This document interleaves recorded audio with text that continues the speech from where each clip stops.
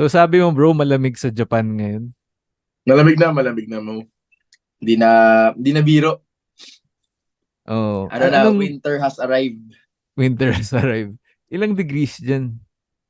Pa single digits na din. Usually nagfa-fluctuate lang siya in the middle of the day pag medyo umiinit. Pero more often than not, malamig na talaga. Single digits na siya. Nasa mga 7 6 7 8 degrees doon na lang naglalaro Oo. yung temp ng isang araw. Pero pag gabi, since malapit ako sa lake, kahit ganun yung temperature, pero parang mas malamig kasi may body of water akong Oh, katabi. So, iba yung, mahangin yun. so medyo mahangin, tapos chilly yung lamig ko, yung sa akin, medyo tinatawag natin na nanunuot yung lamig. So, ganun yung pakiramdam actually. Iba lang kasi minsan, di ba yung malamig na aircon, ganun yung pakiramdam mo na cool lang. Hmm. Ito talaga yung Chili. mapapa, ganun ka talaga. Oo, ganun talaga pakiramdam eh. So, yun naman. Pero overall, medyo nasasanay na din. Third year ko na dito sa Shiga. So, nakaka-adapt na din ako Congrats sa bro. weather. Di ba may Thank bago you, ang thank you. contract? Tama ba? Hindi, ito pa. Ito pa yung last contract ko Hmm. from last year. And ngayon na nandito kami sa B2, we're finding a way to get back to B1 para, we can always, perform at a higher level. Mapakita namin na we belong sa Division 1 ng B-League. Di ba yung sa Ikaw bro, Japan kamusta? bro? Kamusta kayo? Daming kwento dyan, daming kakatapos Ano, lang ng Asia Basket, di ba? Kaka-champion lang ng CSB. Anong pinagkakaabalahan? May next tournament pa ba? May next leg pa ba? oh, para sa akin, na-stress ako dun sa last tournament namin. Pero masaya, masaya. Very successful. Ah, Um, Nasa DASMA kami. quick and fast tournament lang, no? Oh, Mabilis lang yung quick. tournament. Ganun style namin, bro. Like, doon kami sa Oo, isang totoo. lugar, 1 week. Kasi para sa amin, yun yung pinaka feasible for the teams sa scheduling Aha. nila and yung availability ng mga players, ganun. So ano, Tsaka masaya din yun. Masaya din bro sa mga tao na araw-araw may napapanood silang basketball, di ba? Parang fiesta yun ng 1 week, di ba? Na punta ka lang oh, dun sa gym, di ba? Parang makakanood ka ng basketball, makikita ang highlights, makikita mo yung ibang players na up and coming, rising stars, guest teams. So, mismo. sobrang solid ng ganun. Congratulations din. Very Thank you, successful bro. tournament. Pangatlo nyo na yun, di ba? Pang-anim. Kasi may mga Na international teams ito din. yung 1 week lang kasi nag-start pa Oo. kayo nung before pa eh yung ito yung plano pa natin yung kasi yung last Ateneo yung nakasali, di ba? Sa Las Sila Piñas. si Oo, sa Las Piñas sa mga ngayon nasa Dasma kayo. So, more to come, bro. More to More come. to Alam ko kayo come. nila Oo. Jai working hard talaga to bring out, another avenue for basketball players to showcase their talents. So, sobrang solid doon. Sa plan namin bro, next year, mag-abroad na kami. Tapos Yun, full no? full tournament season. Like may mga tournaments dito sa Manila, sa Mhm. Philippines. Tapos we're targeting Macau tsaka Tokyo. Mhm. Tokyo Solid. or Nagoya. Yun yung Nagoya. target namin. Nako, okay yan. Sobrang okay yan lalo na to inject a different style of basketball, brand of basketball to the Filipino competition. Kasi, syempre, yung style ng liga nyo, game of adaptability din eh. 'Di ba? 1 week Mm. lang. Kailangan maka-adjust ka. Kinabukasan, iba kalaban mo. Kinabukasan, iba kalaban mo. Tapos ngayon, pag iba-ibang style, no more challenge. Pero at the same time, good for the growth of basketball na alam ko na isa din sa gusto nyong ipalaganap dyan sa Pilipinas. So, sobrang okay nun. Excited ako dun, bro. Wala may want to. I've always shown my support sa inyo. Talking Thanks about, bro. Ang handling teams karangalan. and, Yeah. di ba, lagi natin napapag-usapan yon na gusto kong tumulong sa inyo. So, soon, maayos natin. Soon, Makagawa tayo bro. ng way to do Ethan that. Ravenna, in Asia Basket. Playing team owner. Playing team owner. Watch out. Playing team owner. Pero ikaw, bro, kamusta yung, di ba, World Cup ka? It was such a spectacle, di ba, sa Philippines. Mm, You were able to play again, and this time in front of your friends and family, tsaka mm. mga Filipino fans. So, what was it like, bro? How was training camp, and how Actually, was the training tournament? camp, it was a, like what you said, it was a spectacle, no? Na parang, it was an experience of a lifetime for everybody in the team. Not Mm, only na, we get to play basketball in front of the Filipino crowd, but it was just a very historic moment na naka-handle tayo ng ganong kalaking event as a nation. Kahit na meron tayong dalawang countries na ka-host natin, but everything else was handled here sa Pilipinas. No, when all the big names, all the big stars came down eventually na nandito na sa Pilipinas, sobrang grabe yung experience talaga. I was hoping na I could finish until the end, pero we had to go back kasi magsa-start na yung season namin. Gusto ko sana manood ng games kasi syempre highest level of basketball na yun na mm. mapapanood mo. Ang dami kong gusto sanang matutunan, ang dami ko sanang gustong makita, mapanood. And at the same time, at the same time, I had to go back and work. Parang ano nga, So, bro, nagsimula one yun. time, 'di ba, US game, parang chinat kita noon, parang, bro, manonood ka ba? Naisip ko may game kayo the next day, 'di ba? Oo. May game kami the next day. So, Mm. sabi ko, kung gusto ko lang pwede man USA Greece ata yun eh. Sabi ko, gusto ko sanang Mm. manood, pero hindi pwede, kailangan namin mag-focus on the opening day doon sa Dominican Republic.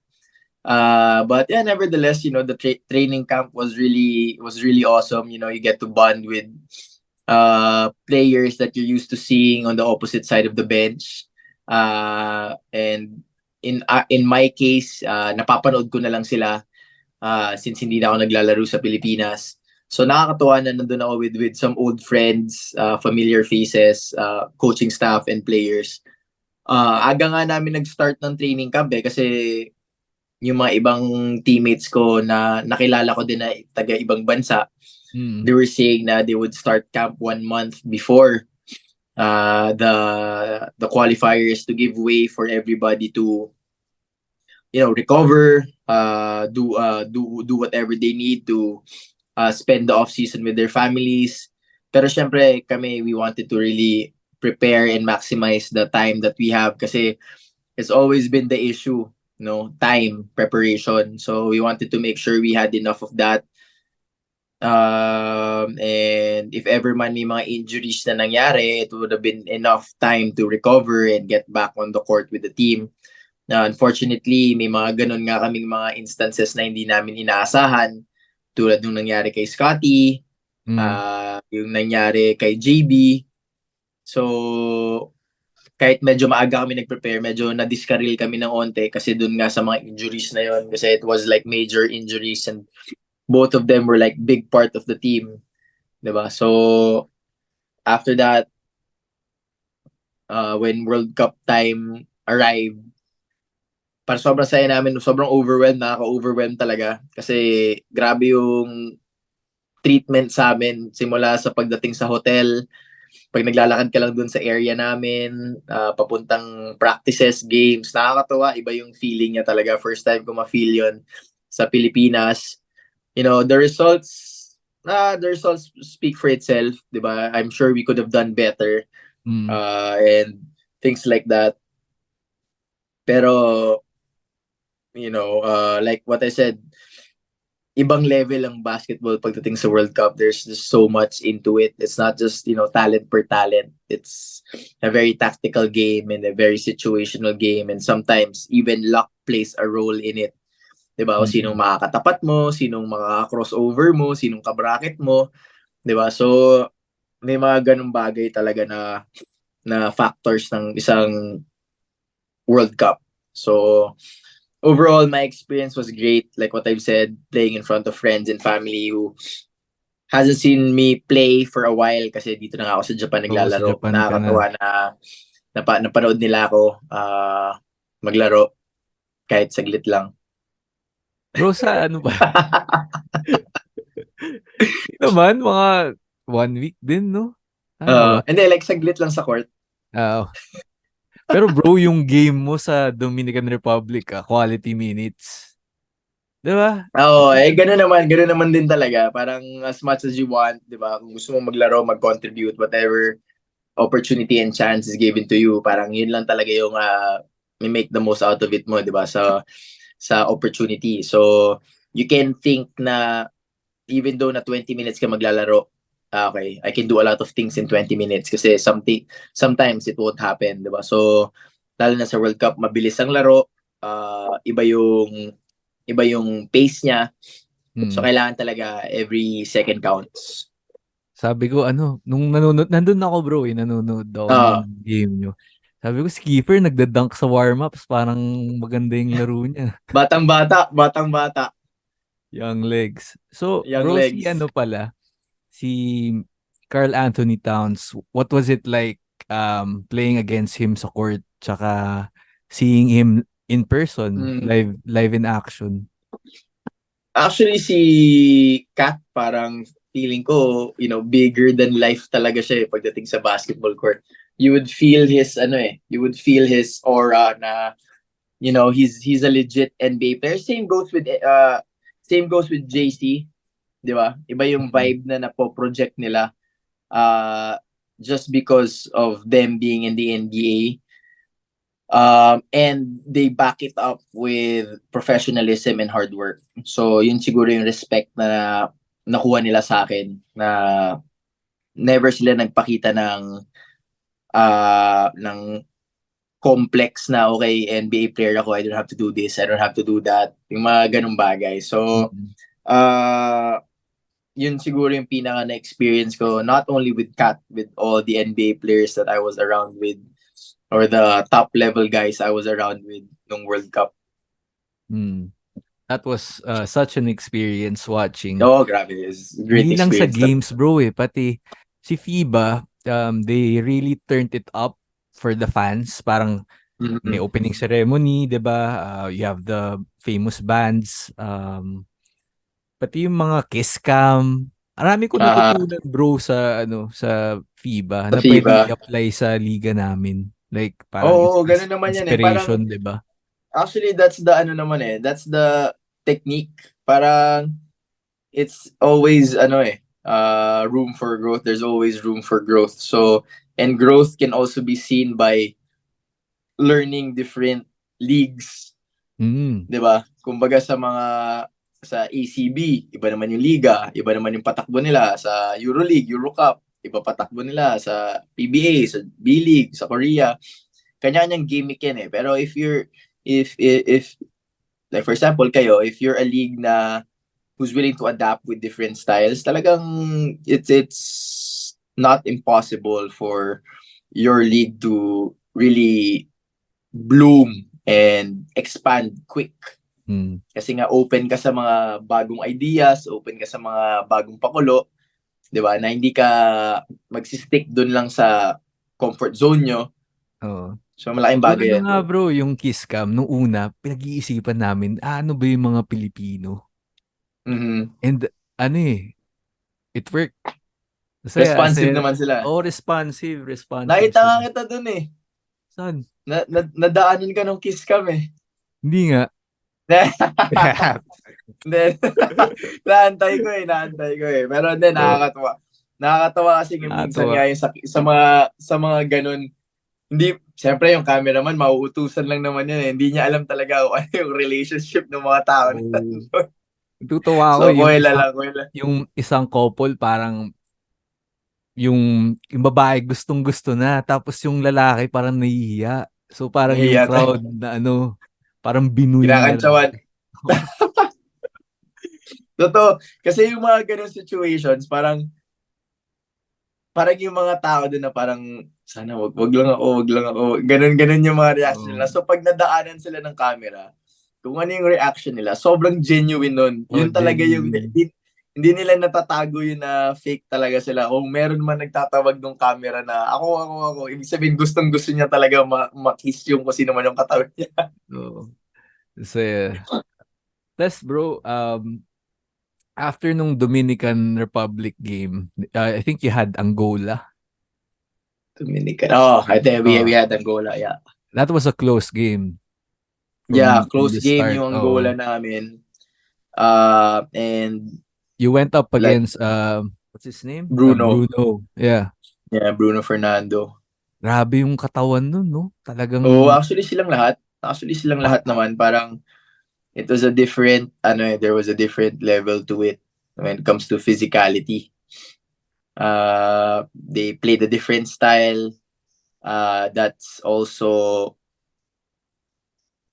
adaptable to the international way of playing. So parang doon mo makikita na yung doon mo magigauge yung sarili mo individually and also as a country, as a unit, Mm. kung ano ba, kaya ba, or hanggang saan ba tayo, ano pa yung kailangan natin i-improve. So, big, din siya, eye-opener Mm. para sa, hindi lang naman sa Pilipinas, pero sa maraming sa maraming bansa na ganito na yung basketball ngayon, di ba? So, parang sa USA, di ba? Hindi mo pwede i-send yung mga teams, yung mga players na available lang, na kung sino-sino lang, na World Cup, ganyan. Di Mm. ba? Now, you can respond by playing in the Olympics, going for everybody, assembling the Avengers. So, hindi pwedeng ganon. So, hindi lang naman sa Pilipinas yun, pero sa lahat din ng bansa na nag-participate sa World Cup, makikita mo on how basketball has grown exponentially through the years. Diba? With the skills of the players from Nag-evolve the yung tactical game. side, from, diba, from different aspects of the floor, diba? So, nag-evolve talaga siya. So, yun, play against Angola, different style na naman. And after, losing a close one sa Angola, we played against Italy, again, a team who usually dominates the European level. Unfortunately, marami din injuries tinamaan sa kanila, wala din yung mga key players nila. Pero playing against Marcos Pizu, si Tonat, si Fontecchio, Simon, and of course the legend si Luigi Datome, Mm. yung mga ganung players, ang dami mong matututunan sa ganun kaya ang sarap na makalaro or mapanood sila in their own countries, kasi nag-iiba yung pride nila pag naglalaro sila sa mga Mm. bansa nila, di ba? Lagi nga sinasabi na si Dennis Schroeder nagiging Michael Jordan pag nasa Germany, si So, Patty Mills nagiging bumubuhat pag nasa Australia, di ba? So, yung mga ganung bagay. So, nakikita mo yung na when they play for their country, iba talaga yung pride at stake. Kasi nagle-level up yung laro talaga nila. So, yun yung experience ko dun sa World Cup. for Italy, bro, going up against them, ano yung game plan nyo? Kasi unlike Angola, yung Angola kasi 'di ba more on mahilig sila tumakbo kasi 'di ba inaano Aha. nila yung athleticism nila. But for Aha. Italy, they move the ball around more. Aha. Yeah. And mas ano sila, mas yung attack nila mas more on outside Calculated. shooting. Yeah, Ah, oh. actually, So, nakakatawa kasi parang scouting report namin, we were already preparing for their outside shooting.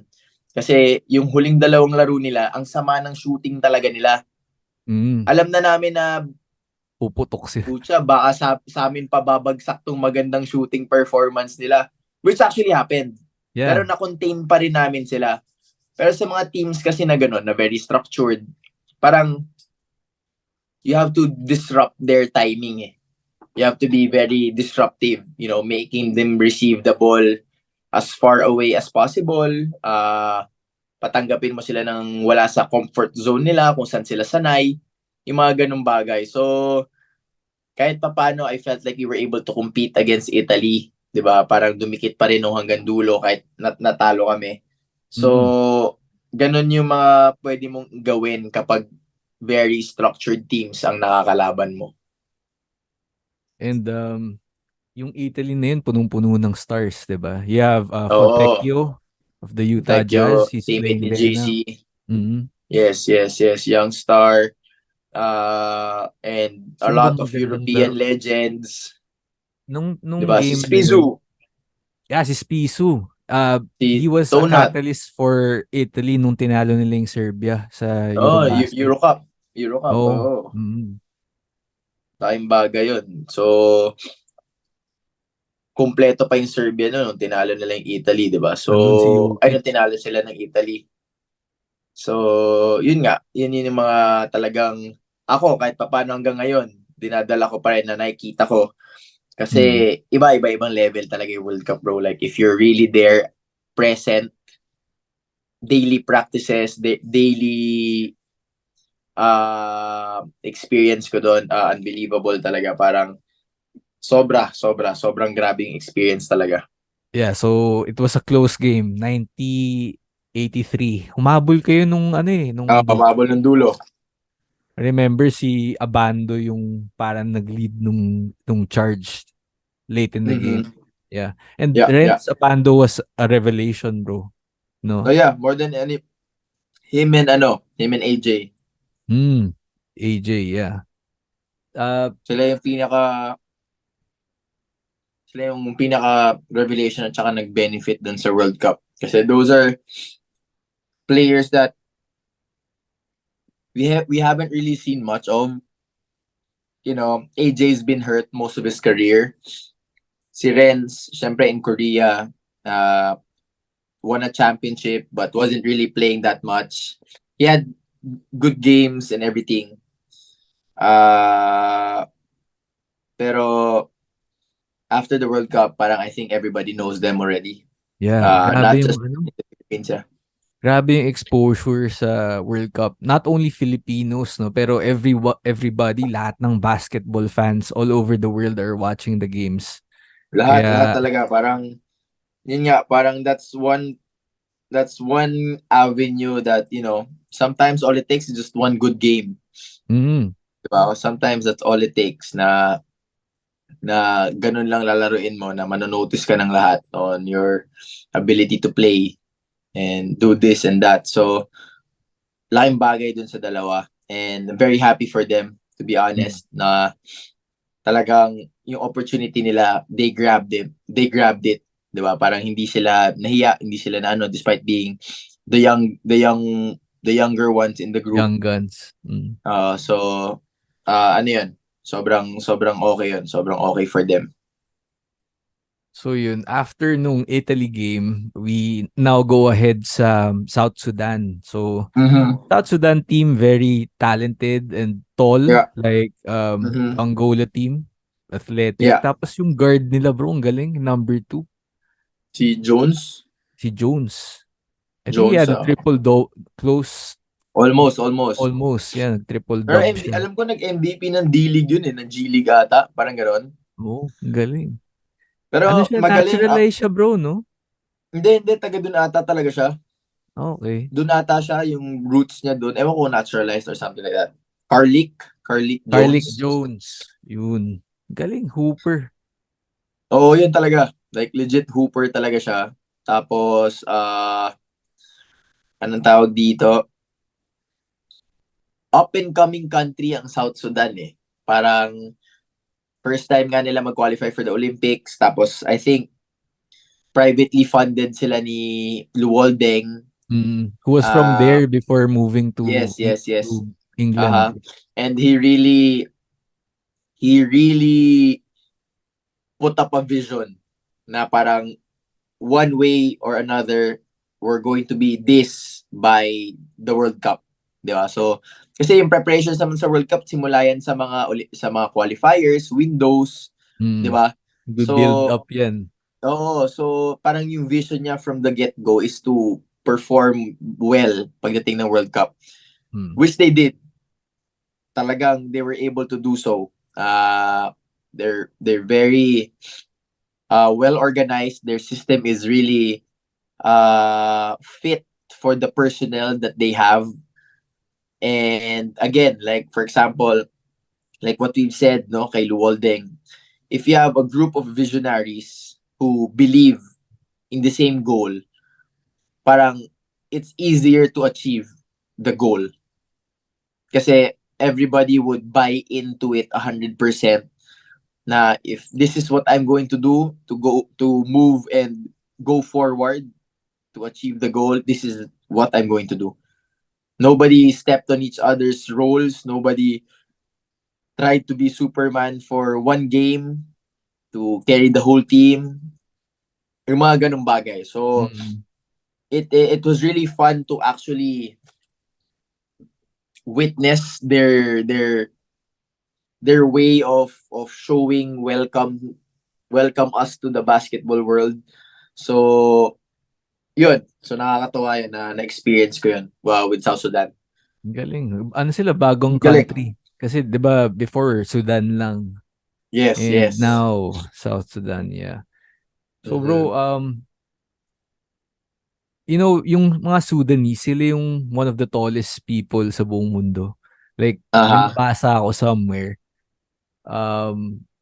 You have the Dutch, tapos sila yata yung pinaka, matangkad genetically. Yung mga South Sudanese. So, nice. I haven't really heard of that. But at the same time, I could believe that. Since hindi man sila matatangkad talaga na parang, what do you call this, na parang, uy, grabe. Pero, wala din yung maliit talaga sa kanila. Like, maliit siguro sa kanila, 6'2", 6'3", yung mga ganyan. Carlick Jones na. Oo, di ba? At siguro kung sinasabi mo nga na naturalized pa siya, di ba? So, may halo pa. Pero kung yung mga pure nila doon, sila Gabriel, sila Wenyan Gabriel na malalaki talaga lahat. Hindi man astonishing na parang grabe yung laki nila, pero pantay-pantay. Pantay-pantay yung height nilang lahat. Sila bro, sila yung Ball family doon galing eh. Sila Manut, yes. Tapos yung anak niya si Bol. Bol. Yeah. Solid ngayon, solid. Solid. Imagine kung naglaro pa siya doon. Oo nga eh. Di ba? Parang it was also a good opportunity for him to, play a lot of minutes for sure. Tapos, next game naman, after nung South Sudan is China. Yun, nanood ako, bro. Nanood ako. I watch all of your games except yung Angola. May work ako nun, hindi ako nakanood. Pero, yeah. China. So, going through the game, di ba, you had close games, pero we were winless going up against China. So, what was the morale of the team before that game? And can you talk us through it kung ano yung mood ng mga players, ng mga coaches, ng mga staff ng team? Well, yung mood ng team was, parang let's just give ourselves a chance to win. Parang let's compete till the last minute, and then if we do have a chance to win, let's go grab it. And at the same time, obviously going against China, it was a little bit more personal. There's a lot of things, a lot of factors in it, especially playing in our home country. Diba? So, laking bagay nun. Tapos, obviously the crowd played a great role in us winning in that game.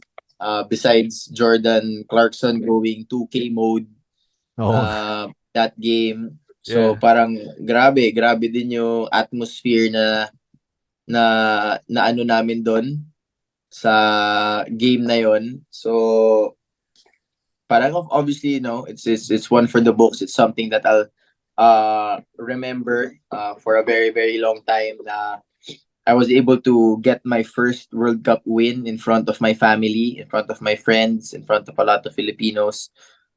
So yeah, that's gonna go a long way with me. Grabe yung ano bro. Oo, grabe yung game Si na yun. JC, Sarap to be part of it.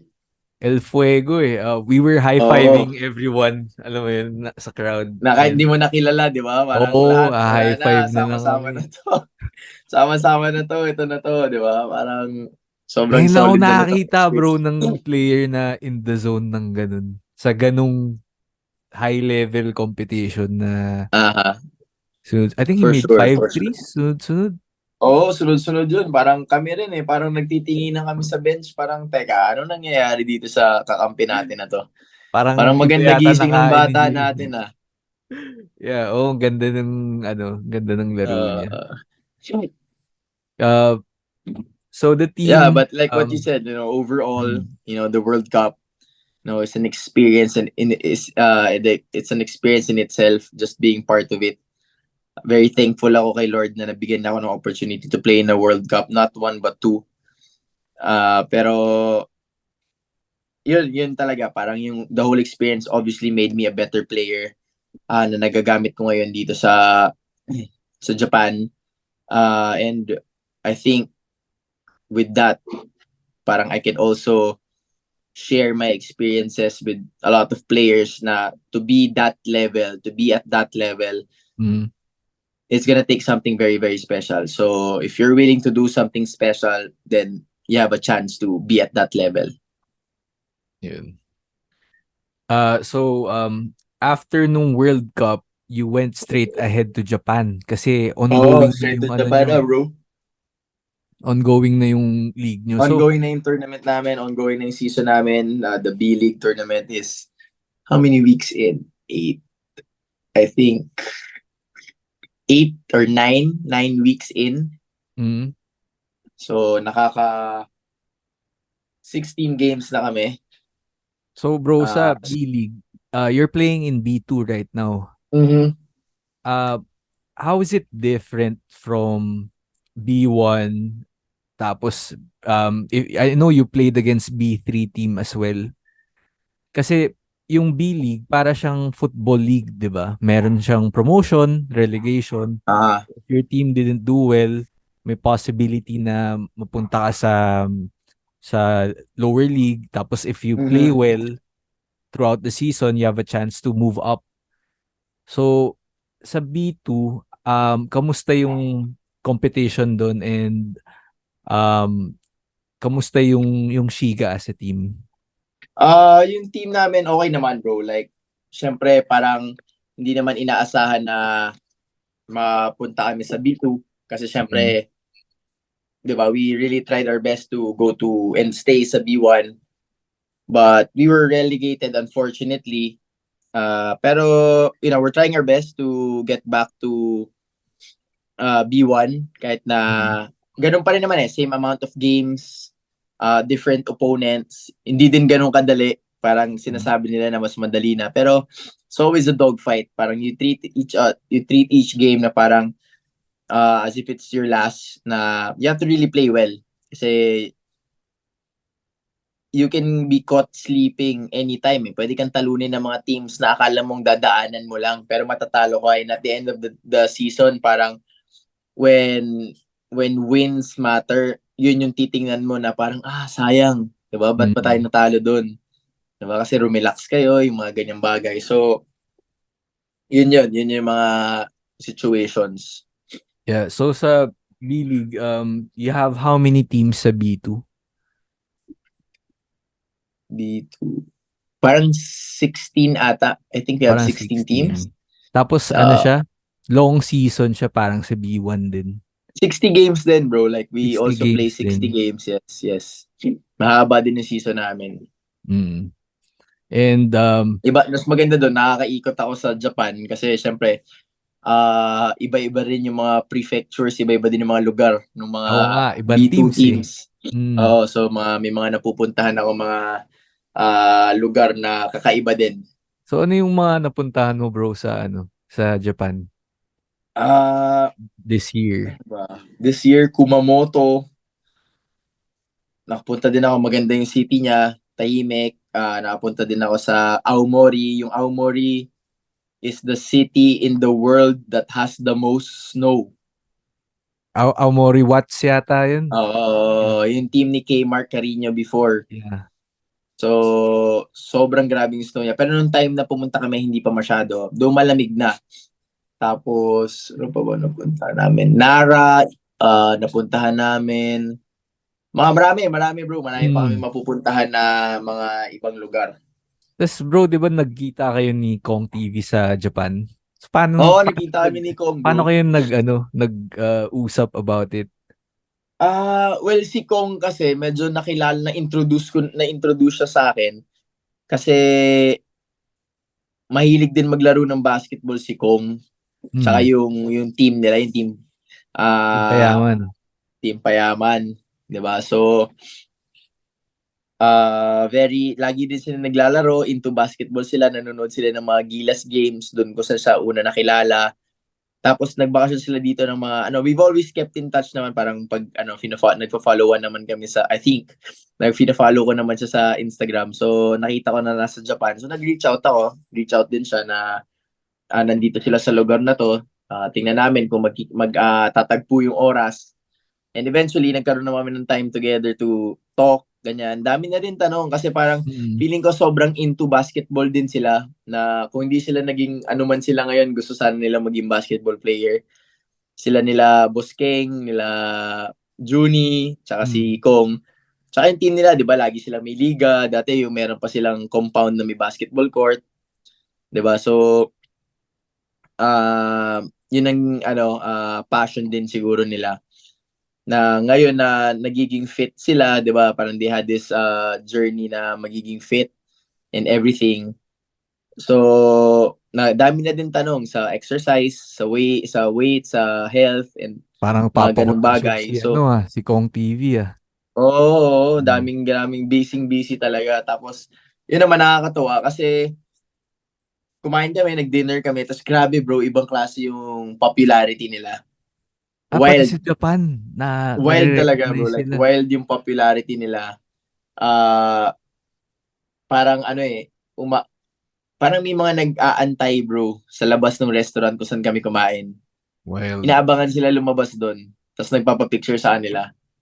Tapos parang, okay, hello. Parang, Ano na yun bro, artista level na sila Kong TV. Dami nilang followers.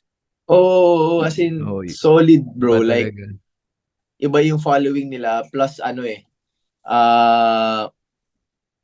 plus, genuine silang mga tao. Kaya hindi sila mahirap mahalin.